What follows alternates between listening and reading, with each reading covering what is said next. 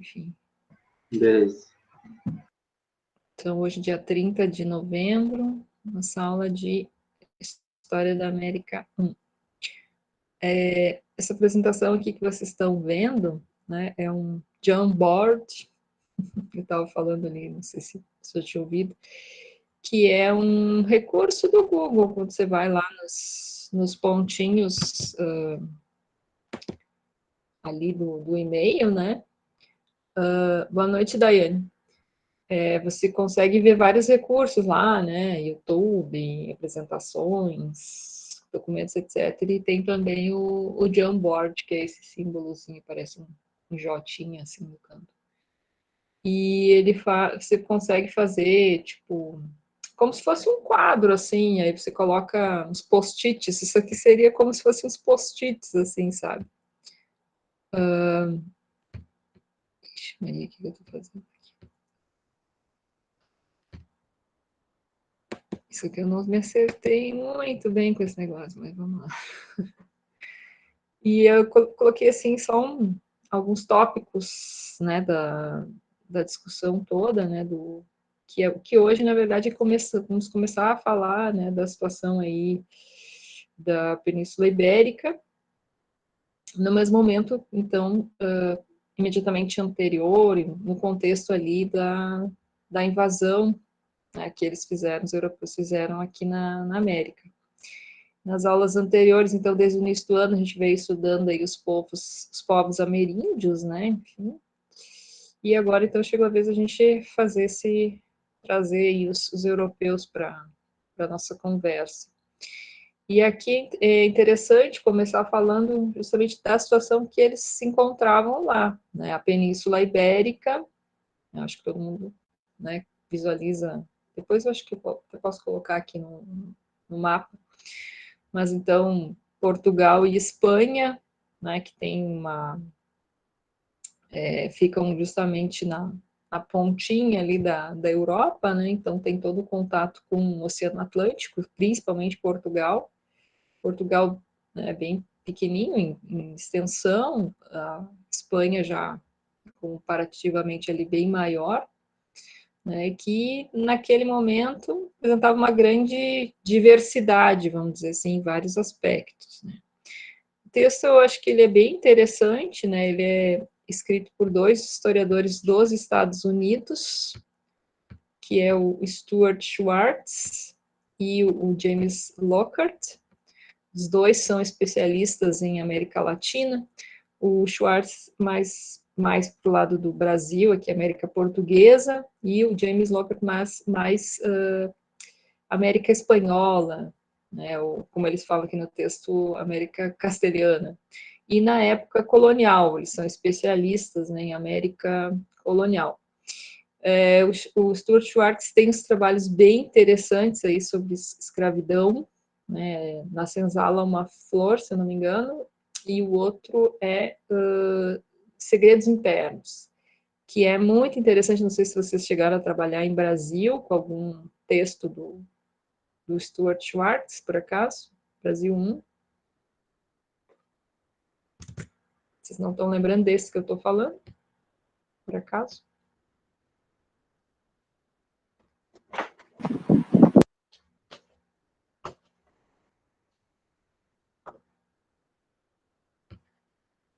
Bom,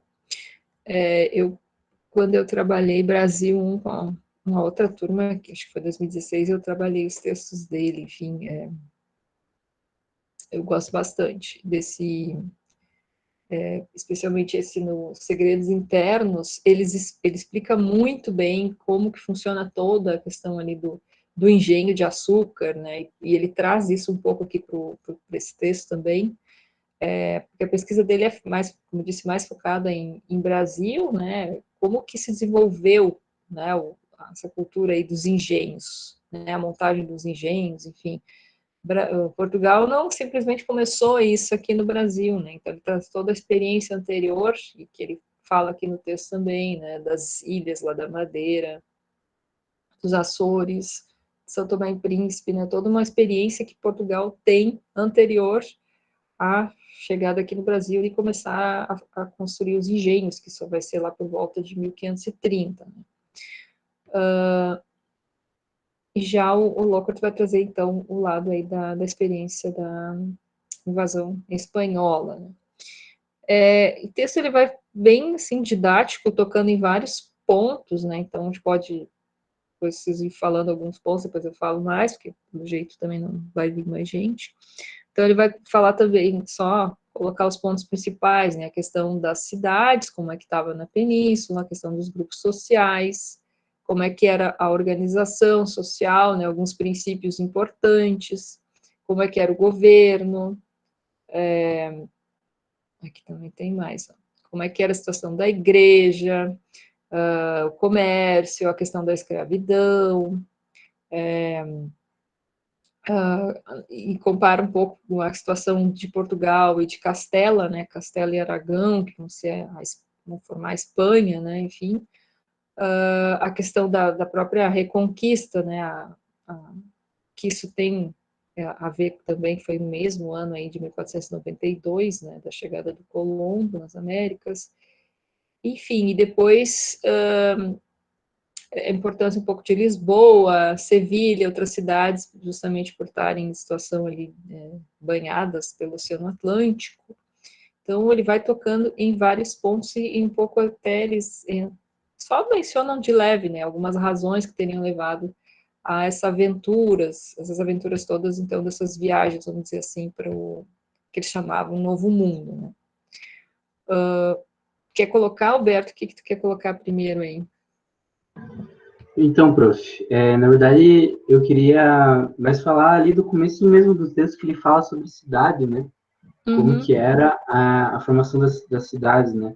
E achei interessante o fato que, de fato, era meio que existia como se fosse a província, né, claro, mas existia a cidade e província, né, que é como se fosse uma capital, onde era uma cidade murada, e por volta dessa cidade existia diversas vilas, né, com setores agrícolas e tal. E achei interessante ali que no texto ele fala que as pessoas que moravam na província, elas consideravam muito, tipo, próximas às outras pessoas da mesma província, e elas recusavam muito, tipo, rejeitavam bastante as pessoas de fora, eram mais reclusas, né, com quem era de fora, e muito amigáveis com quem era de dentro. Mas, enfim, e daí nessa cidade capital existia, era uma cidade murada, né, com muralhas em volta, e ali era onde se centrava principalmente os nobres, né, a nobreza. Essas províncias eram divididas entre nobres e plebeus, mas a nobreza era um tanto quanto vista como algo um tanto quanto aberto, né, de caminho mais aberto, porque dizia que existiam diversos mercadores e várias organizações, né, que se diz ali no texto, que são coisas sociais, econômicas ali que tinham principalmente donos de terras, né, donos de propriedades, e esses donos de propriedades, eles geralmente eram compostos por uma família, e essa família tinha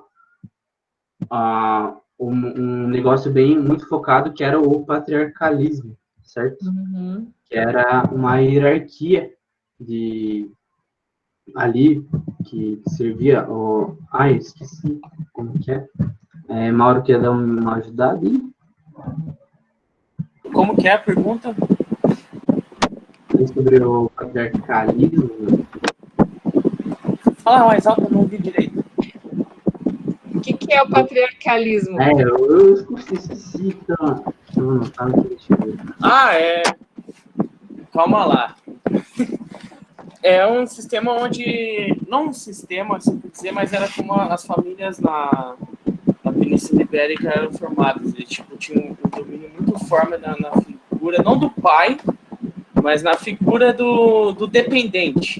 Por exemplo, a família uma família tinha um chefe ali, assim por dizer, entre aspas, e todas as pessoas que faziam parte dessa família eram dependentes desse chefe. E esse chefe tipo assim, trabalharia a vida inteira para que seus dependentes tivessem a melhor condição de vida possível para depois que ele morrer, a família continuar com esse legado, assim por dizer. Sim, está correto. Por isso que se fala tanto, né, que até os movimentos feministas, quando falam, né, o patriarcado, né, lembra lá quem assistiu aquela série que ela fala, acabou o patriarcado, chegou o matriarcado, aquela série eles roubaram o banco lá, como é que é o nome? La Casa de Papel? La Casa de Papel, eu lembrei da frase que ela fala na série. Né? Então, é uma estrutura social, né? Que vai colocar, além dos grupos sociais, os princípios, aliás, de organização social. Se você pensar, né, como que as famílias estavam estruturadas, em geral, na Península Ibérica. Né? Porque o texto, ele trata um pouquinho só assim diferenciado, né? A maior parte do que ele vai falar realmente ele está tratando como uma unidade, tanto Portugal quanto Espanha, né? Mais ou menos acontecia a mesma coisa. Então, essa coisa da cidade-estado, né, era bem importante, mas não era tão assim, as pessoas não se prendiam tanto numa nacionalidade, por exemplo, ninguém pensou português, pensou espanhol, não existia isso. Eles ficavam mais na própria província, né? Eles tinham mais orgulho da província, se não da nacionalidade, né? Isso é até hoje. Na Espanha, principalmente. Portugal nem tanto. Sim. Mas isso aí eu vou falar mais para frente no texto. Sim. Essa questão é identitária, né, gente? Como que as pessoas se identificam. Isso é interessante porque isso veio para o Brasil também, né? Quando eles vieram para cá, né, até, digamos assim, você fala, né? Brasil só existe em 1822. Uma noite maravilhosa. Né? O Brasil não existia antes. Então, a ideia, como que as pessoas se diziam? Elas não diziam, eu sou brasileira, eu sou paulista, eu sou mineiro, eu sou baiano, eu sou gaúcho, enfim, né? Eu sou da fazenda do fulano de tal. Exatamente. E aí essa coisa da família, né? Porque era tão importante quanto a cidade, a província, né, que você nascia, que era aí que você se identificava, assim como a família. A família era a instituição mais importante, né, para a Península Ibérica. Também, desculpe te interromper, professora, que lembrei também um negócio sobre os casamentos arranjados, né, que tinha bastante nessa questão da família, né? Sim. Que, no caso, como eu disse que um mercador, por exemplo, que está crescendo bastante no seu negócio, ele poderia entrar na nobreza, né? Então, quando ele entrava na nobreza, então, era mais importante ainda que, sei lá, o filho dele ou ele se casasse com o dono, né, entre aspas, dono, se casasse com, sei lá, alguma pessoa que já era nobre, né? Sim. Para fortalecer ainda mais essa relação socioeconômica, né, que eles tinham. Sim. Então, é importante, assim, que eu acho que é bem didático, né, como ele coloca, quais são os grupos sociais, né, que existiam nesse momento, né? Então, aqui eu até coloquei no quadrinho que eu fiz aqui, né? Então, a nobreza, os mercadores, servos empregados, os artesãos e os pequenos proprietários e trabalhadores agrícolas. E aqui, se a gente botasse um 6, seriam os escravizados, tá? Mas, assim, ele está colocando como eles fizeram um critério de nacionalidade, vamos dizer, e aí, como os escravizados eram estrangeiros, né, acabou não entrando nos grupos sociais. Então, a nobreza, quem eram os nobres, né? Principalmente quem tinha propriedades, né, às vezes de terra, mais em Portugal nem tanto, mas na Espanha mais, né, vinculado à terra, mas podia ser também propriedades, né, castelos, casas grandes, assim.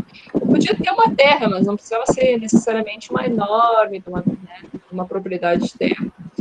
E né, tinha o poder político, tinha o prestígio maior, né, que fazia parte da nobreza.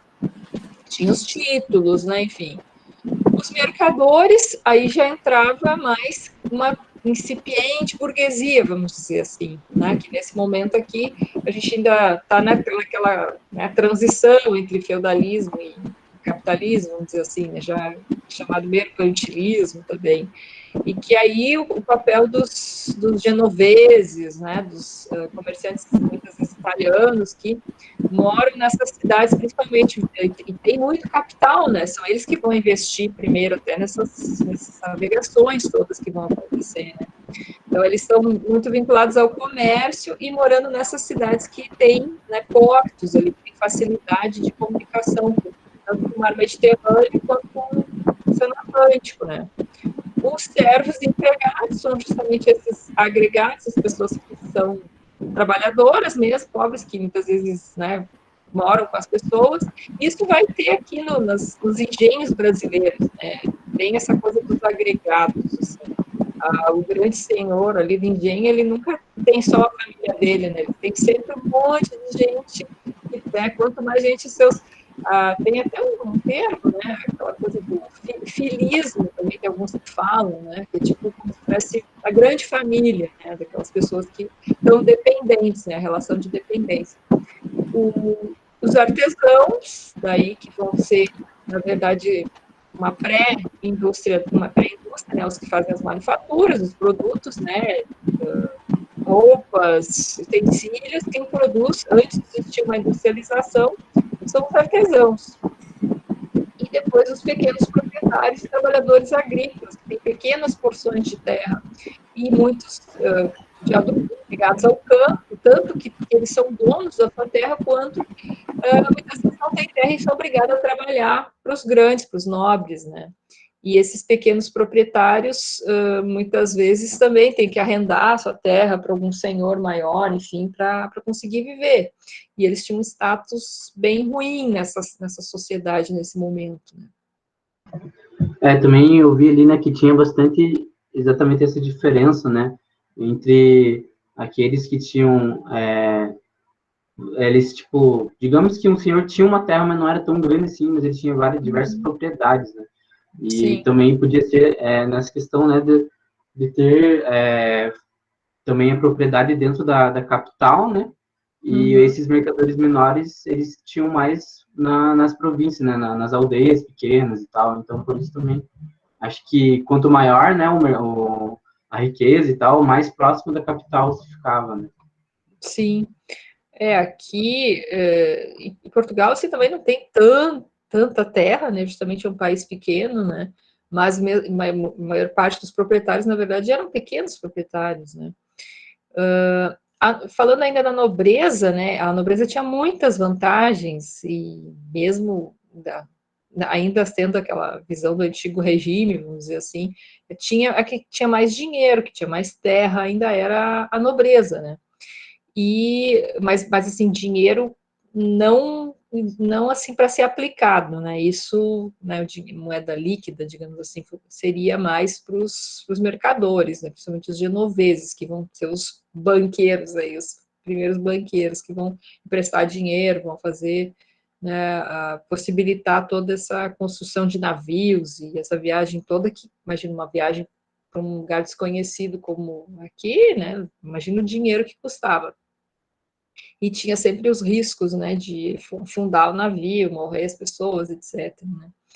Mas, assim, a burguesia, desculpa, a nobreza, né, além disso, ela também, os seus membros poderiam ir para a igreja, poderiam podiam ir para estudar, enfim, para se tornar médicos, enfim, podiam ter uma diferenciação social também, né? Depois ele fala da maneira como as propriedades, né, eram herdadas, tinha a questão da lei da progenitura, mas nem sempre ela era seguida, né, enfim.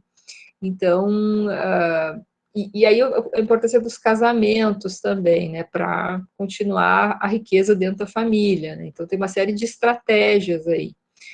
Mas, em termos sociais, eram essas as principais classes, né, as principais 5 classes.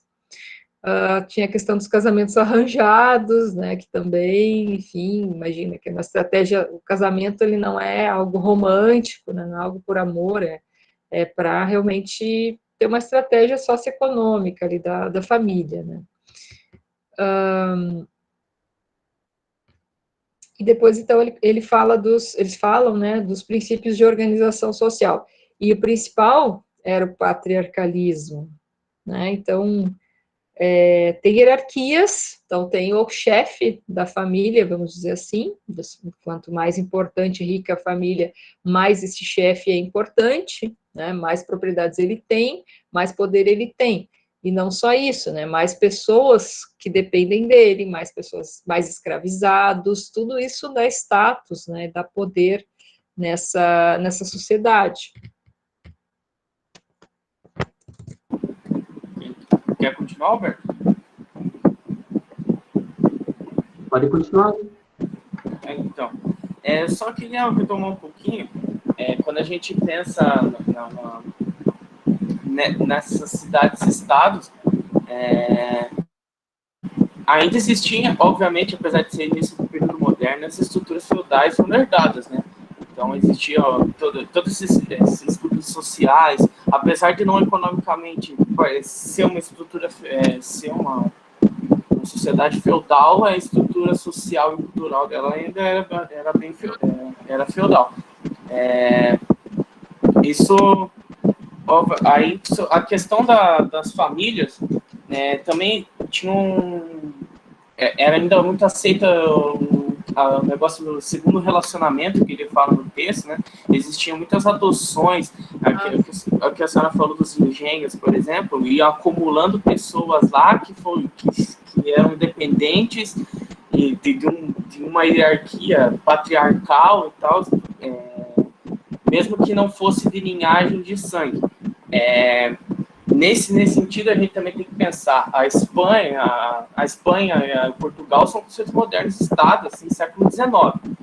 Então, naquela época, a Península Ibérica, a gente sabe que foi dominada, anos anteriores, por muçulmanos, por árabes, e tinha populações judias lá. Uhum. Então, essas pessoas, esses árabes, esses muçulmanos que eles chamam de, como que eles chamam mesmo? Os mouros. Mouros, isso mesmo. Os mouros, e os negros, negros porque no fim do século XV, no início do século XV, já havia negros estrangeiros que iam da África subsaariana, né? Que iam para a Península Ibérica trabalhar, serem escravos, mas o escravo no sentido deles era mais para conceito doméstico, não para trabalhar no campo propriamente. Sobre uma coisa que eu queria destacar também sobre justamente essa herança do direito. A gente sabe que tipo, o direito que a gente vê no Brasil, todo esse sistema judicial que a gente vê no Brasil foi meio que uma evolução, assim por dizer, de todo o direito ibérico. E vem nesse sentido da herança primogênita, mas também a herança do direito no sentido das promulgações de leis, que existiam leis, por exemplo, a pessoa que era adotada, ele não era de linhagem de sangue, por exemplo, era adotada, era negro, mas ele tinha o direito por pertencer, tinha direito à herança por pertencer àquele grupo que o cara formou lá, a sua família. Voltando ao contato com muçulmanos e tal, ali, a partir de 1492, houve uma expulsão dos mouros, né? E houve um processo de purificação, assim por dizer, da Península Ibérica. E aí, obviamente, a ortodoxia religiosa foi muito importante para ocorrer todo esse processo e tal. Mas, enfim, esse contato ainda formou a estrutura social da Península Ibérica.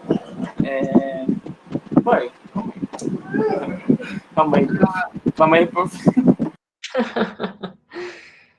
Então, a família, né, voltando só um pouquinho aqui também antes, né, tudo isso que o Mauro falou, né, está inserido nesse contexto que a família é a estrutura mais importante, né, E interessante até, né? Porque são costumes que vão para o Brasil também, né? Essa coisa, por exemplo, dos órfãos e dos escravizados que vão adotar o nome da família, né? Isso vai ser o usual aqui nos engenhos brasileiros. Os homens importantes poderem ter um segundo relacionamento com mulheres de classe mais baixa, e aí tem uma série de filhos ilegítimos, o que acontece, né? Acabam que eles não reconhecem, e aí na Espanha tinha vários tipos de bastardos, né? Tem até, imagina, reconhecia até a lei espanhola isso. Então, mesmo, muitas vezes até adota o nome, mas vai se tornar ali um servo, vai trabalhar na fazenda, no caso do contexto da fazenda, muitas vezes, né? E que vai ter, claro, quando está no Brasil vai ter implicação, vai ter diferença, porque aí vai ter a questão das mulheres que vão ser negras, né, ou indígenas, porque não vai ter mulheres disponíveis, né, gente, a questão do casamento da mulher quando vem para o Brasil, no caso, ou no caso dos espanhóis também, né, vai ter indígenas, mulheres indígenas, né? Então é outra situação. E aqui, no caso do Brasil, vai ter bastante essa miscigenação, né, que vai ter menos na América Espanhola. Pode Claro. continuar, desculpa, meu pai entrou no quarto. Enfim, tudo isso aí, ok. Agora eu queria falar sobre a situação do governo, né, na Península Ibérica, porque tinha algumas diferenças, por exemplo, onde hoje... Mas espera um pouquinho, nós estamos divulgando. Antes eles falam das corporações, que isso! Falar, né? Porque a sociedade está muito dividida em grupos, na verdade, em corpos, né? E aí, especialmente aí o clero, né? Por exemplo, na igreja, mas também os artesãos, a guilda dos artesãos, a guilda dos mercadores, né? Eles se organizam, mas mesmo assim não é uma coisa perfeita. Às vezes acontecem brigas internas deles, né? Então eles têm, né, se organizados e eles dominam aquele setor, por exemplo, os artesãos, né, os mercadores. Então eles têm as suas organizações, né? Uma sociedade de corpos, vamos dizer assim, né? O corporativismo, além do patriarcalismo, são estruturas importantes, né?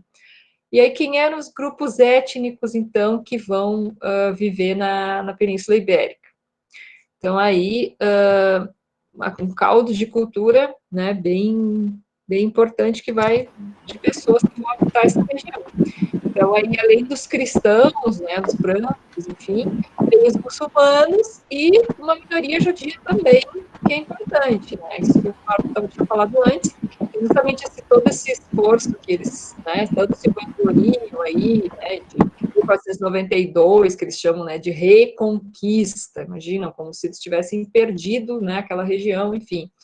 De fato, né, tinha os mouros, esse termo não é dos melhores, né, gente, eu acho que é um pouco racista falar assim, os mouros, assim, porque eles eram, né, pessoas de pele mais escura, vindo, né, enfim, da Ásia e da África, ali os muçulmanos, então, que realmente tomaram uma parte, né, mais em Granada, que é uma região de Granada, e que eles conseguiram, então, expulsar, né, mas não foi assim 100%, né, porque eram milhares de pessoas que estavam 700 anos morando ali, mais ou menos, né, então de 700 anos.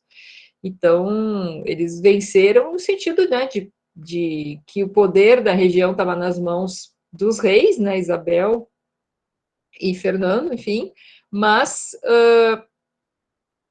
as pessoas simplesmente não sumiram, né, do local. Então, e aí tem a questão da religião, como fica isso, né? Assim como com os judeus, como que fica, né? Então, tem até a questão da conversão obrigatória das pessoas, né? E aí os cristãos velhos, cristãos novos, parece essa figura. Então, tinha que tornar, uma das coisas, né, se tornou necessário provar, né, que era, né, que tinha a ortodoxia religiosa e étnica, o sangue limpo, como eles chamavam, né, ou seja, que os ancestrais de alguém eram cristãos velhos, né, para conseguir algumas benesses, né? Não que os cristãos novos eles eram mais, né? Justamente há pouco tempo convertidos, né?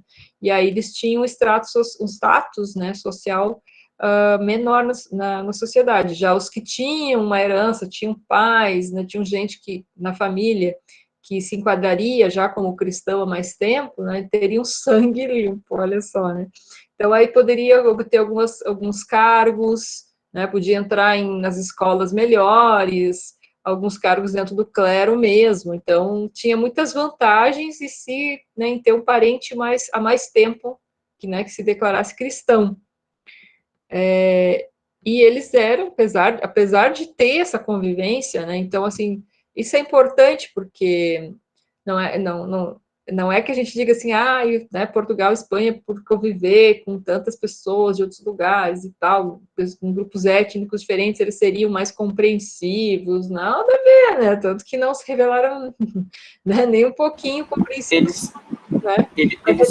Eles só sabiam como dominar melhor. Exatamente, é isso que é o ponto, né? Então, eles tinham a experiência, né, com essas pessoas de etnias diferentes, religiões diferentes, né, tinha essa diversidade, mas não era algo que eles conseguiam conviver em nível de igualdade, né, eles tinham que subjugar, eles tinham que converter as pessoas, né, então, nesse período que eles viveram 700 anos ali, eles conseguiram professar a sua religião, mas após isso eles tiveram que se converter, né, então, aí a questão que eles não deixavam nunca de ser etnocêntricos, né, de se achar que a sua etnia era superior. Né. Sobre o governo, então, quem queria falar do governo antes? Eu queria falar. Calma aí, tô ligado. Desculpa, o lugar que já está muito claro. Sobre o governo, a gente pode dizer, essa parte é muito. Eu confesso que eu não consigo entender muito bem, porque história ibérica é um pouco difícil, mas eu fui baseando com hoje em dia também, porque eu vi algumas semelhanças. É um governo, ela tinha estruturas descentralizadas, assim por dizer, apesar das indicações serem feitas pelas coroas, mas as indicações, por exemplo, para comandar certo local era feita com base em quem morava lá e tal. Então, não é que existia um respeito, acho que é mais questão de poder mesmo. E as regiões, né, elas eram divididas em conselhos municipais, assim por dizer. Não era, e eles eram representantes das coroas.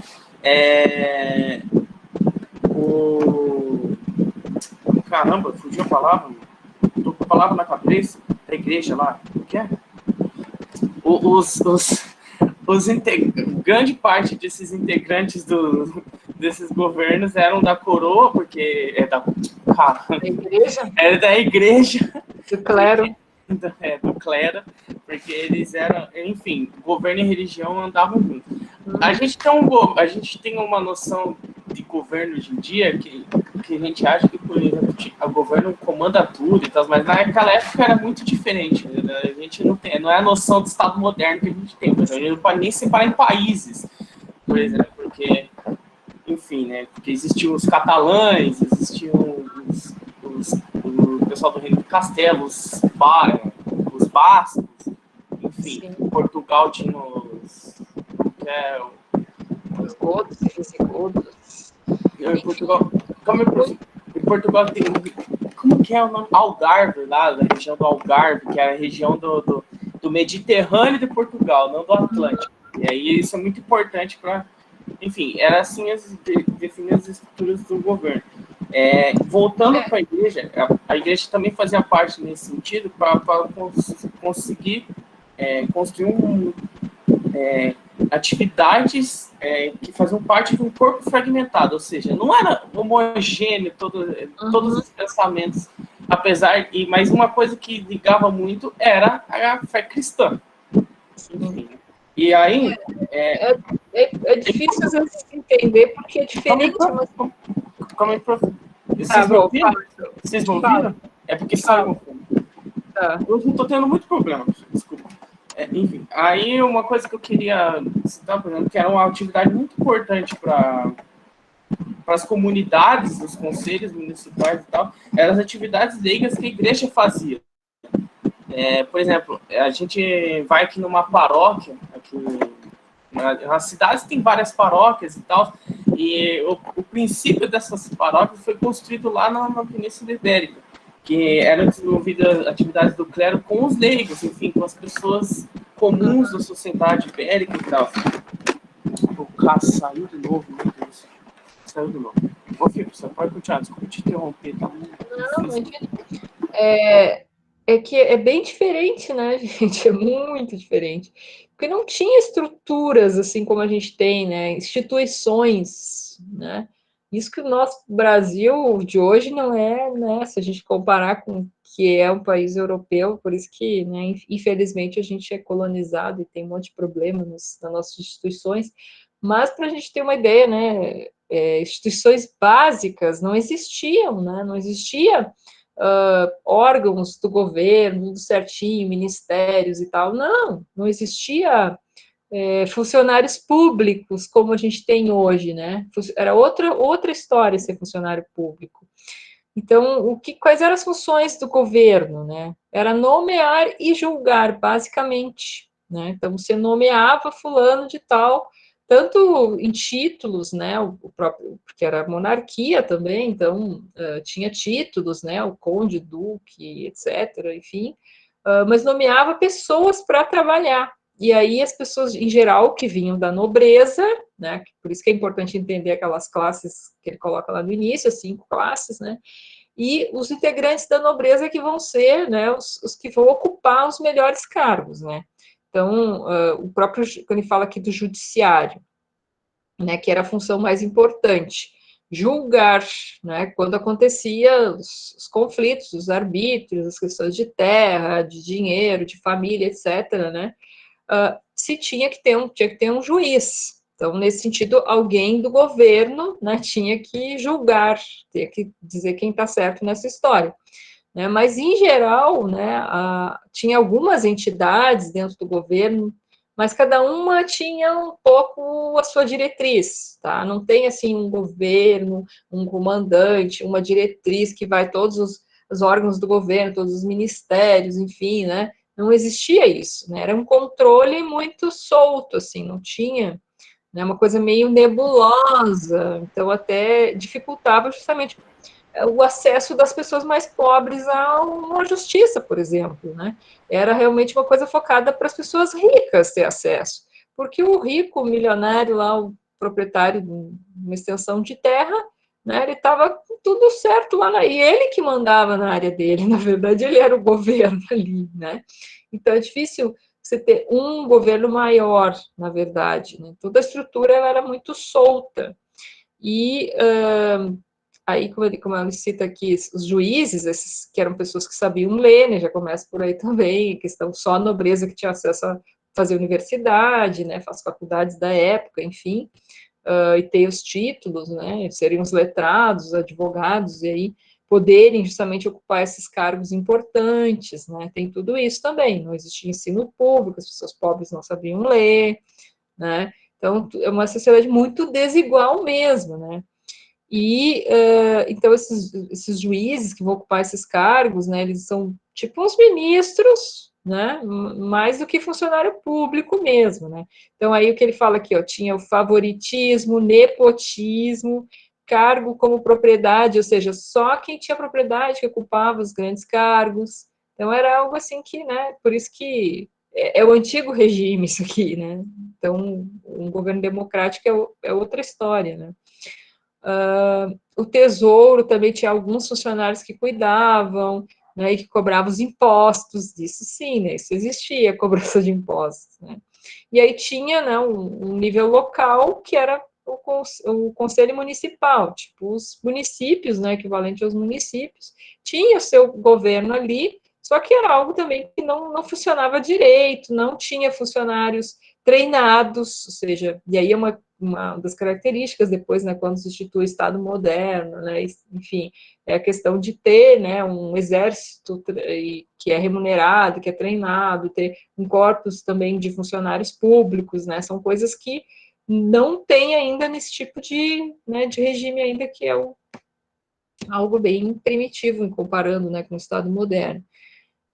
E aí, muitos desses ocupantes desses cargos principais também vinham do clero, porque justamente também eram pessoas que tinham acesso à educação, né, e vinham da nobreza muitas vezes, né, não era qualquer um que ocupava um cargo público, né.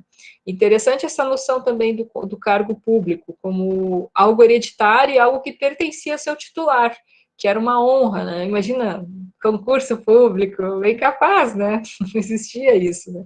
A ideia é que o cargo era teu, então, nossa, o meu pai foi, né, juiz de tal lugar, eu vou ser juiz de tal lugar também, né, e aí vai ser meu esse cargo, não, só quando eu morrer que eu vou largar esse cargo, né, ou então ele podia ser vendido, né, porque como é tido como uma propriedade, para nós é muito estranho, mas o cargo era visto como uma propriedade tu compra e vende, né, então era assim que essa sociedade funcionava, né. Posso? Uhum.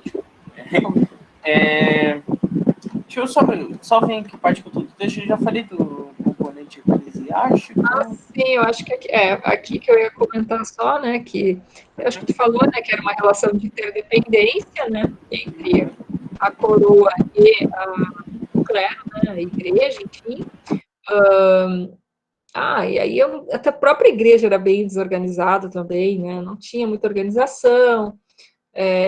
Essa coisa da família e a igreja também tem ligação, porque alguns membros da família patriarcal, né, o pai destinava para a igreja, tem isso também, algumas meninas iam para o convento, né, são estratégias de sobrevivência da família, às vezes tem tantos filhos e não tem herança para todos, né. Um ponto importante de dizer, acho que é sobre a ascensão não social, a ascensão social a gente pensa muito hoje em dia também, mas a ascensão social de um grupo social para outro, por exemplo.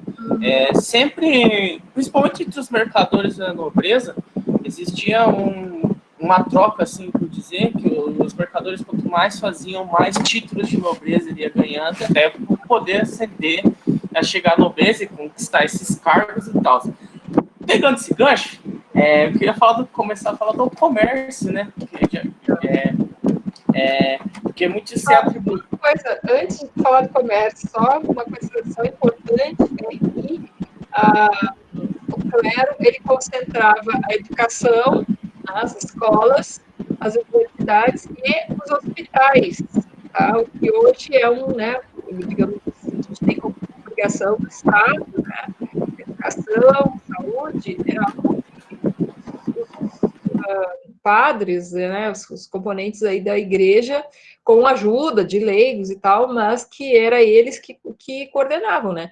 Isso é interessante porque quantas escolas ligadas à igreja a gente tem até hoje, né, e universidades, e quantos, se você olhar assim, Santa Casa, né, Santa Casa de Misericórdia, por exemplo, Porto Alegre tem a cidade onde eu nasci, lá, São Lourenço do Sul, tem também uma Santa Casa, né? Então, assim, a gente ainda tem aqui no Brasil, né? Esse sistema foi colocado aqui e a gente tem uma sobrevivência disso até hoje, né?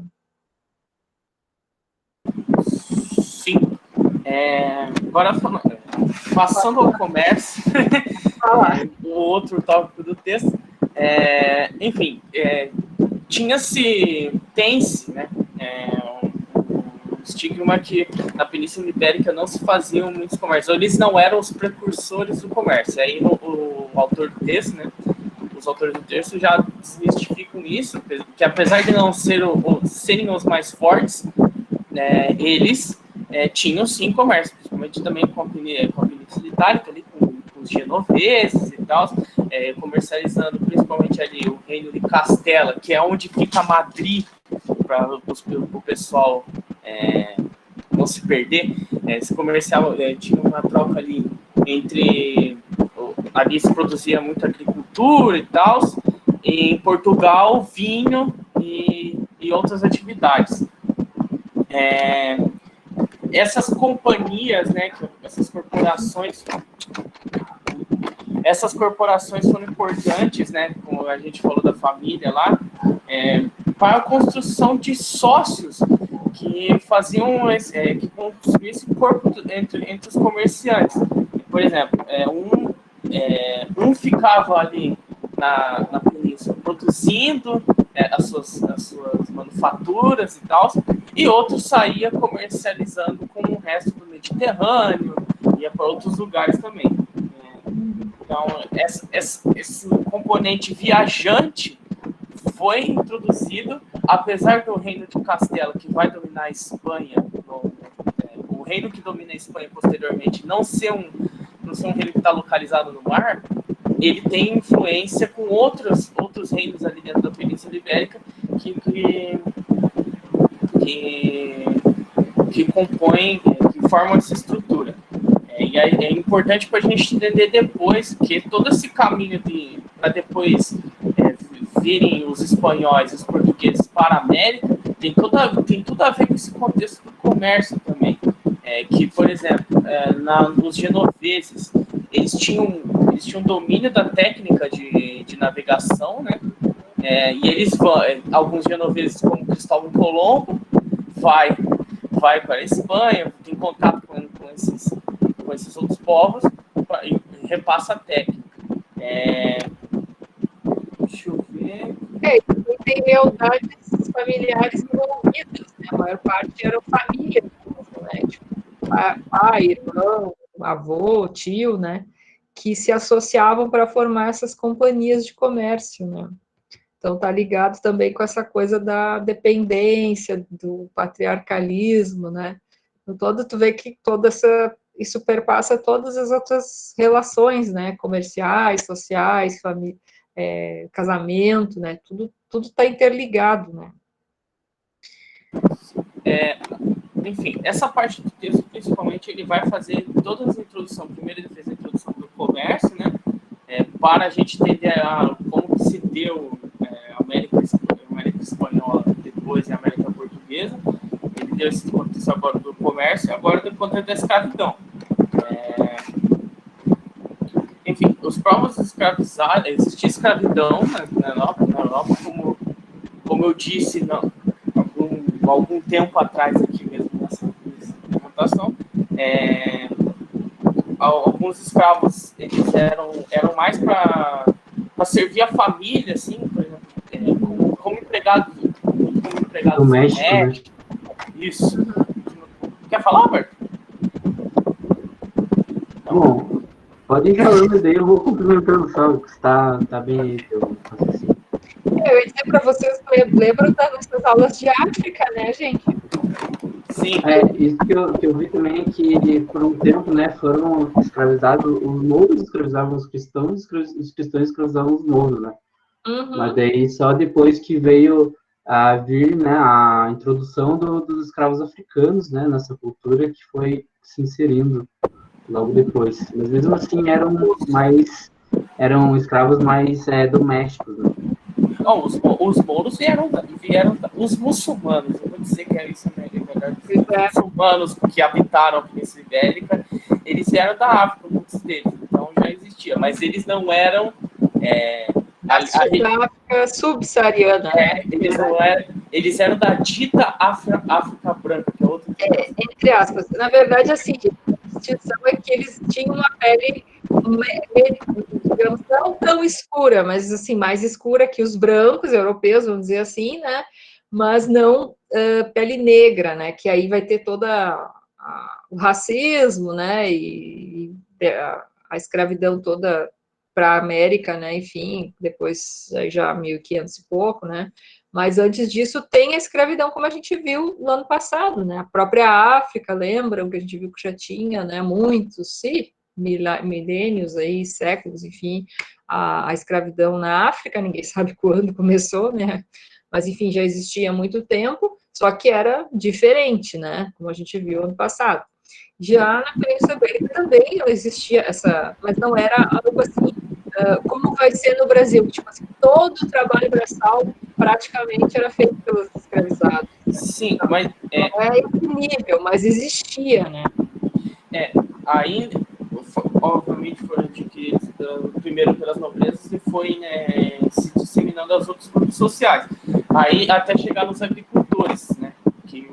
Isso foi todo um processo ao longo do século XV, que é de 1401 até 1500. Até posteriormente também, que depois, né, no final do século XVI, que eles davam os escravos para a América. Mas enfim, depois eu falo.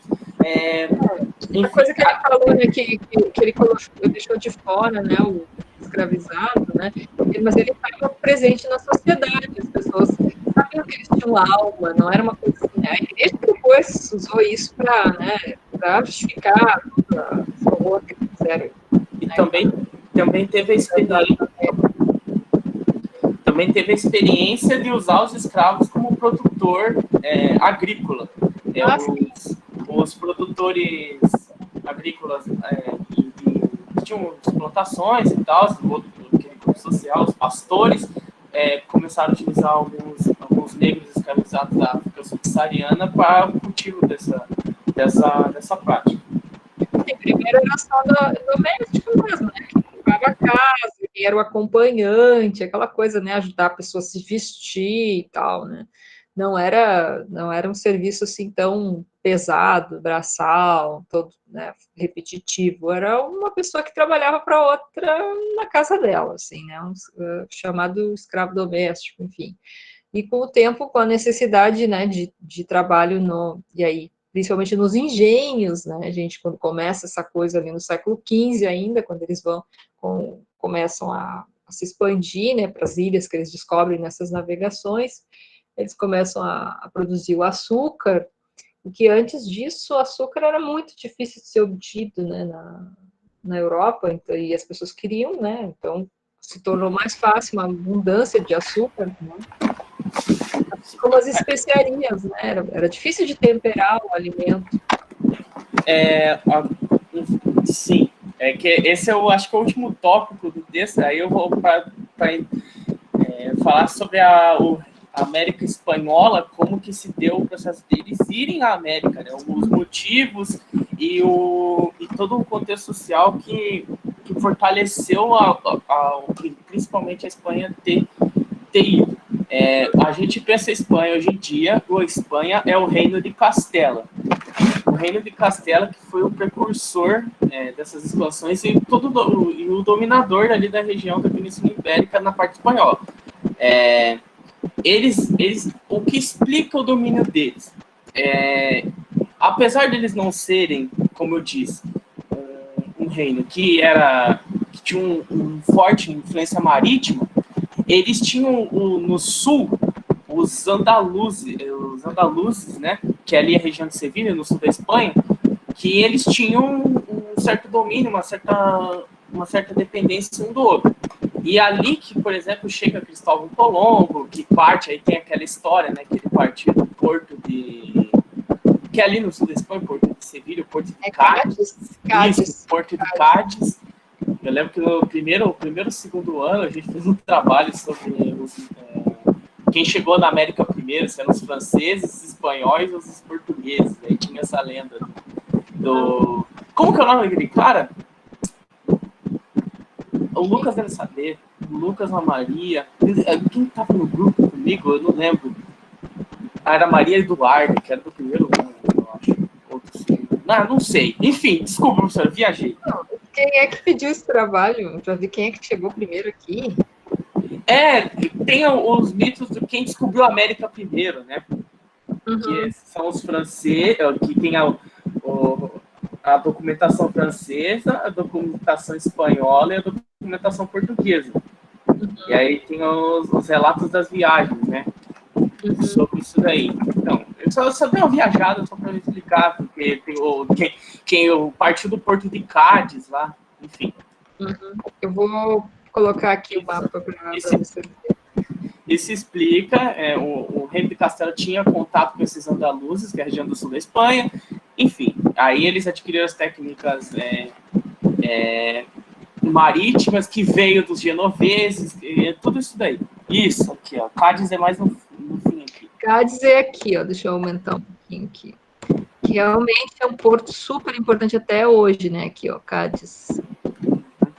Enfim, eles saíram dali, aí foram para o Caribe, encontraram ali no Caribe. Ó, e Sevilha, ó, é esse pontinho vermelho, mas ele tem, ela não fica à beira do mar Mediterrâneo, mas ela tem esse rio, ó. Isso, Rio que era navegável. Isso, e aí por aqui não chegava facilmente, ó, ao oceano, que é o mar Mediterrâneo. É o mar Mediterrâneo. Ah, não, já é oceano aqui, já é o Oceano Atlântico. Então, com muita facilidade. Esse aqui também, ó, o Elva, é outro porto bem importante. Outra característica também, por que houve um incentivo, obviamente, dos dependentes do Reino de Castela procurarem novas terras, né? Porque o Reino de Castela dava muitos títulos de nobreza para esse povo, ou seja, ele fazia ascender socialmente, ou seja, ele dava a técnica e dava o direito de você poder enriquecer explorando outros lugares. A distribuição entre conquistadores, tinha também muita sede da conquista, isso no contexto do Reino de Castela. Aí, chegando em Portugal, a unificação de Portugal, como a gente pode ver no mapa, Portugal é um país bem pequeno. E ali tinha dois reinos, mais antigamente, né? Dois reinos feudais, que era o reino ali do Algarve e mais ao norte.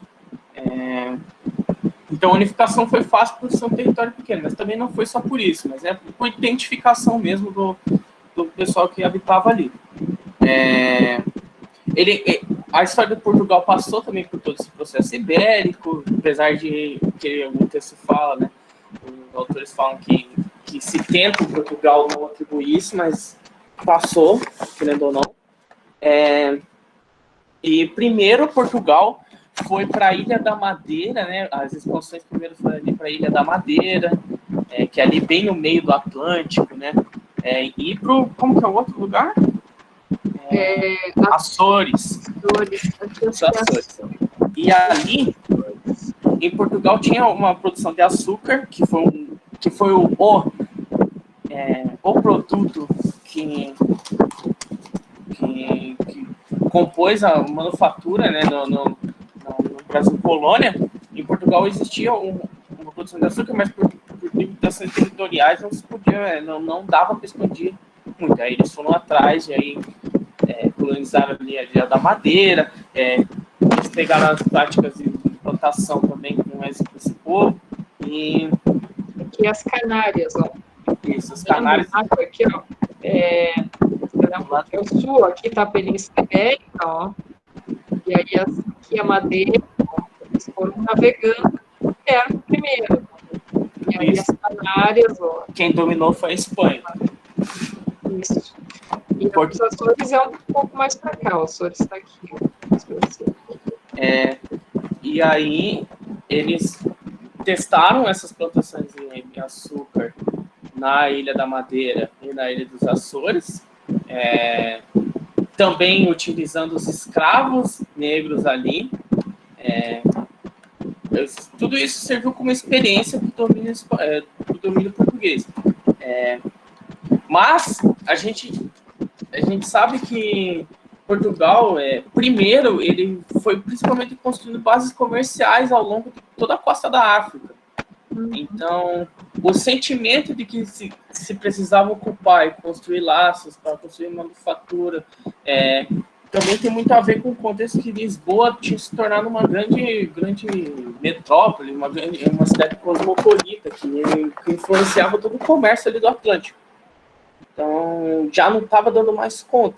Então, tudo isso, todos esses motivos levaram a descoberta.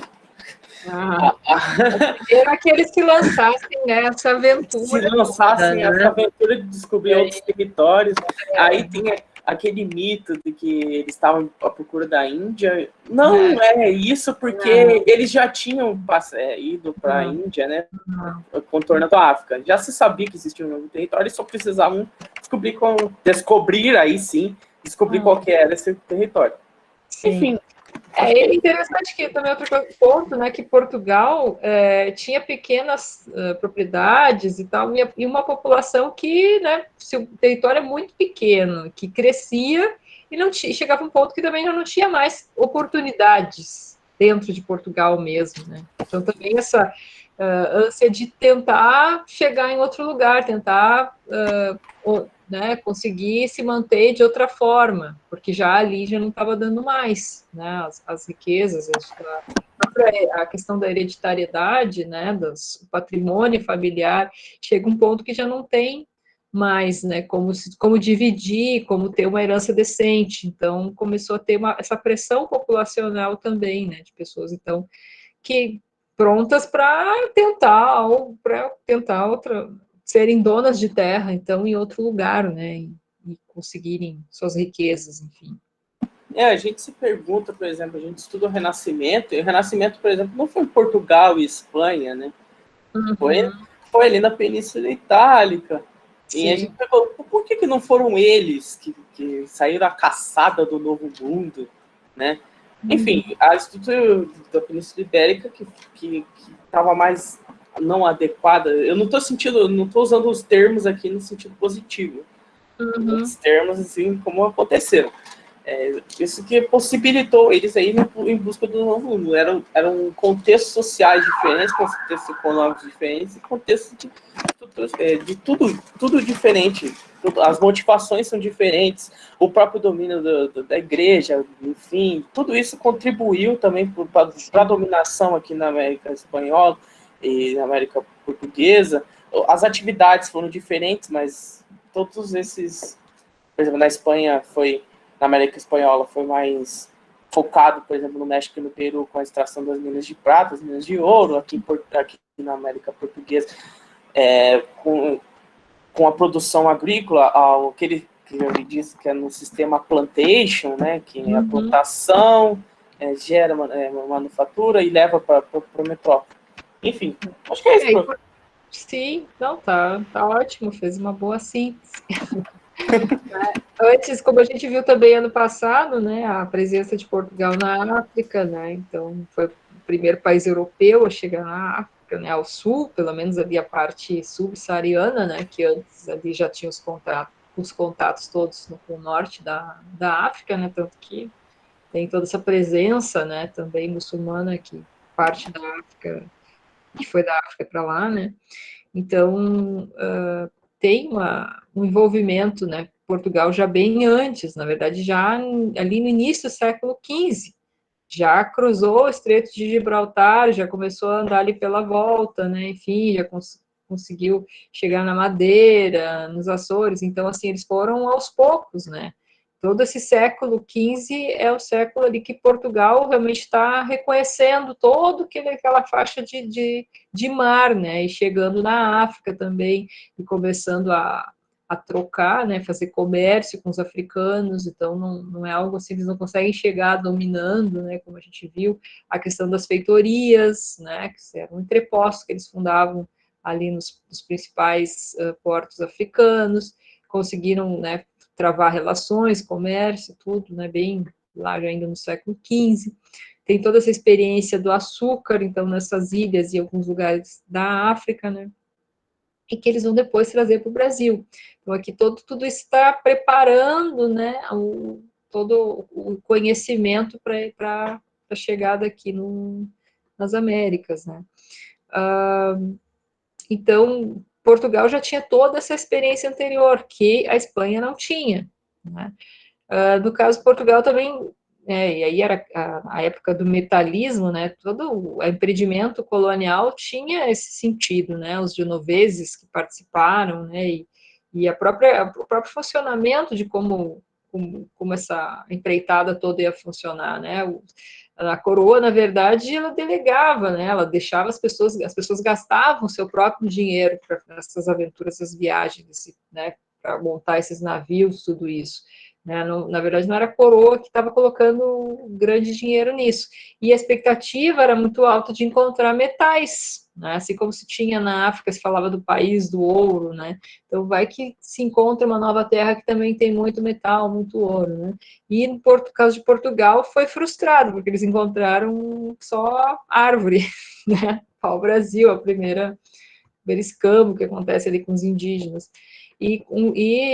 No caso da Espanha, né, muito rapidamente eles já encontraram os metais, né, principalmente a prata, e que vai ser a grande tônica, né, da colonização espanhola, vai ser em torno dos metais. Né. Tanto que é depois que a Espanha foca as atividades coloniais dela no açúcar, principalmente ali no Caribe. O Caribe primeiro foi feito como base em Porto mesmo, assim, como estruturaram ali para avançar os outros locais. O primeiro local onde eles chegam mesmo, né?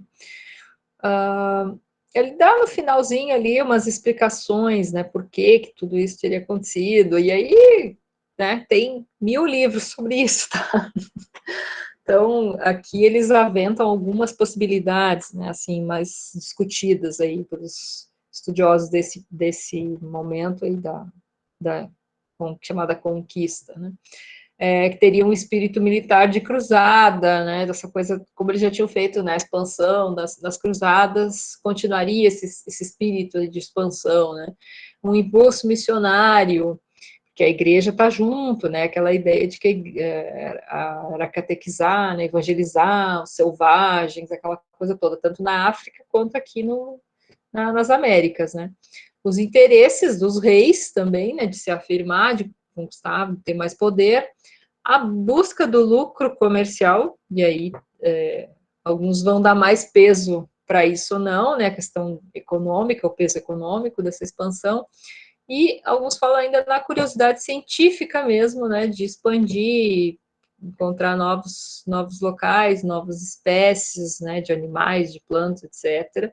Eu já diria que esse aqui está em último lugar, né, mas foi um pouco de cada coisa, na verdade, né, pode falar que tem um somatório aí, e não ir nessas conversinhas da rota alternativa para a Índia e tal, né, isso aí já...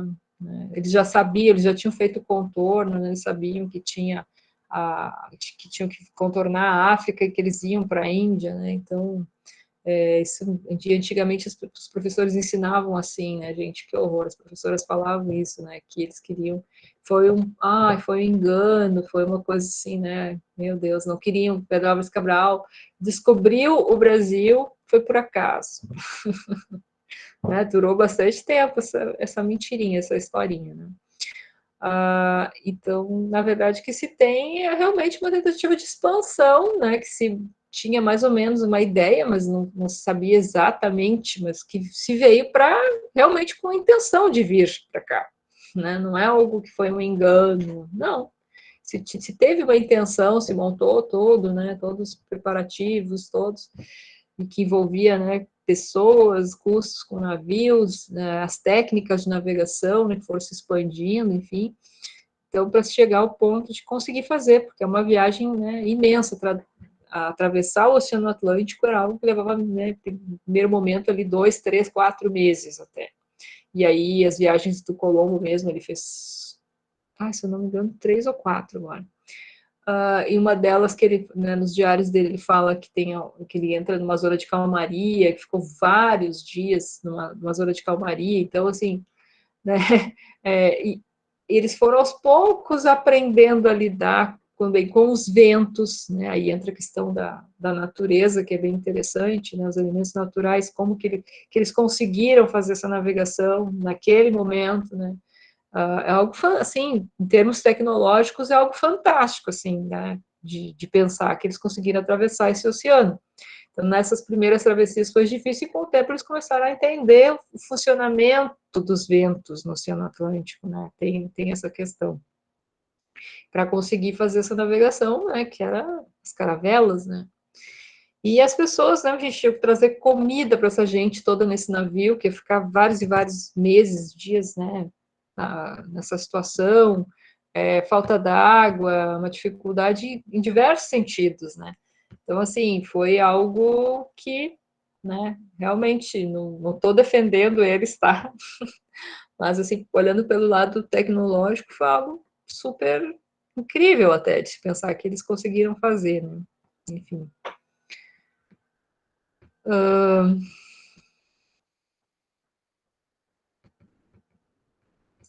Só finalizando ali, né, a última parte que ele fala da escravidão agrícola e comercial, então, que o açúcar vai ser esse primeiro grande produto, né, no caso aqui do Brasil, depois do próprio pau da árvore, né, pau-brasil, enfim,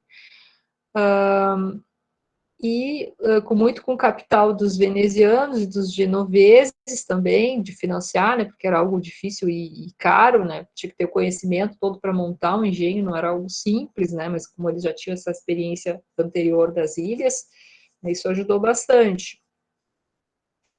O capital geralmente vinha de investidores, vinha dos nobres também, né, mas não vinha da coroa, então a coroa, na verdade, usou inclusive essa estrutura das capitanias hereditárias, né, no caso aqui do Brasil, e delegou terras para as pessoas administrarem, trabalharem, né, colonizarem, enfim. Na verdade, isso poupou, né, de ter um gasto, um investimento muito grande. Na verdade, as pessoas vinham e investiam, né, e depois começou a vir também, então, os escravizados. Inicialmente escravizaram os indígenas, né, e depois os africanos, porque os africanos, na verdade, se tornou um grande negócio, né, com a escravidão indígena. Não é que os indígenas não queriam trabalhar e eles trouxeram os africanos. Essa é outra história mentirosa que se costuma contar, viu? Porque, na verdade, eles continuaram escravizando os indígenas por muito tempo, paralelo com a escravidão negra. Tá? Isso é uma coisa também que tem que se desmistificar. E os indígenas, óbvio que não queriam ser escravizados, óbvio, né? Por que eles iam querer? Na verdade, só sobrava duas alternativas. Ou eles se deixavam escravizar, trabalhar, né, nas fazendas dos colonos, ou eles iam para os aldeamentos dos jesuítas, né, que foram os primeiros aí, padres que vieram para aqui, para a região do Brasil. Eles tinham que escolher entre isso. Os dois eram algo terrível, né? A aculturação, né, se fosse para as aldeias, mas estavam longe dos colonos, né? Então, muitas vezes se preveria isso, né? Ou se fugia, ia para o interior do país, né? E a questão depois entre os bandeirantes, buscando os índios fugidos, né? Aquela coisa toda. Mas aí a escravidão que começa em torno de 1550, né? Começa a se formar esse... Primeiro eles vão, na verdade, quando eles têm acesso, né? A partir de 1450 e poucos, quando eles vêm para... Começam a entrar na África e começam a levar, né, pessoas negras para ser escravizadas em Portugal, e aí esse processo ele vai aumentando, ele até cita uns números bem interessantes aqui, né, que durante o século XV, em 1441, na verdade, Portugal recebia por ano uns 800 ou 900 escravos, e em 1551 já 10% da população de Lisboa era de escravizados. Né? Então, para mostrar o quanto, né, essa instituição ela cresceu mesmo dentro de Portugal. Né? E depois começa a vir para o Brasil, né, também, e aí para o Brasil vem milhões, né, como a gente já estudou ano passado.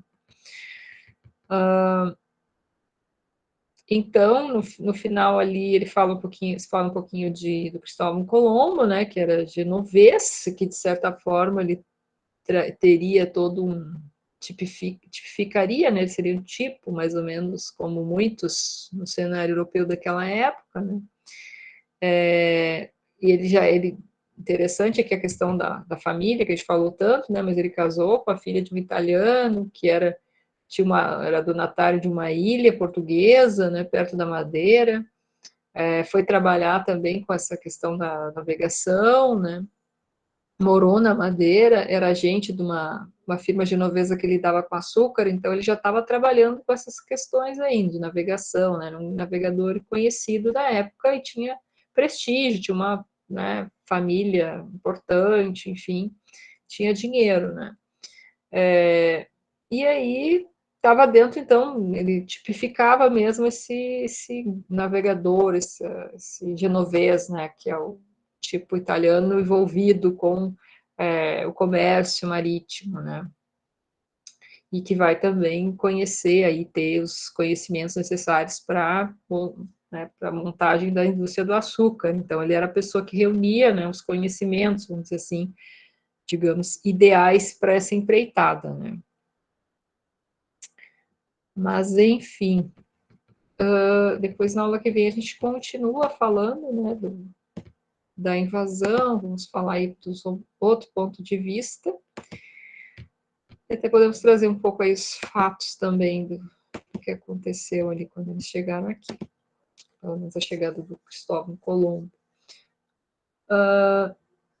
Viram que tinha presença lá, né, no mundo? Sim. Certo, então.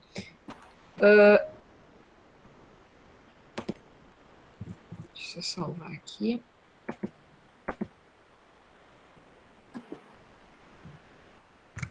Então, gente, era isso. Só semana que vem, eu não estou aberto aqui, depois eu mando lá vocês, os próximos da semana que vem, são 2 textos, né? E aí continuamos então. E antes de vocês saírem, tá? Quem não estava aí antes, dia 21 de dezembro vai ter uma aula especial aí, tá? De despedida de 2020. Tá? Ok, prof. Era isso então por hoje. Boa noite. Boa noite, Prof, só desculpa, uma desculpa pergunta. qualquer coisa. Não, Boa foi bem. noite, desculpa qualquer coisa também. Não, vocês A gente- pelo menos vieram e participaram, né? Pô, você é louco, pô. Mas tive que... Enfim, desculpa aí. Boa noite pra vocês. Até mais. Boa noite. Prof, Oi. nessa sexta a gente não tem aula, né? Não, só segunda agora. Tá? Nessa sexta que passou a gente não teve nada também, né? Não. Que a gente Só ficou, era... é que a gente ficou livre, daí a gente ficou meio assim, como assim? A gente não tinha dia Não, livre. A não. gente fica meio sem saber o que fazer. Tem Mas que... tranquilo. Tá Tranquilo bom? então, prof. Até a segunda que vem. Abraço. Até.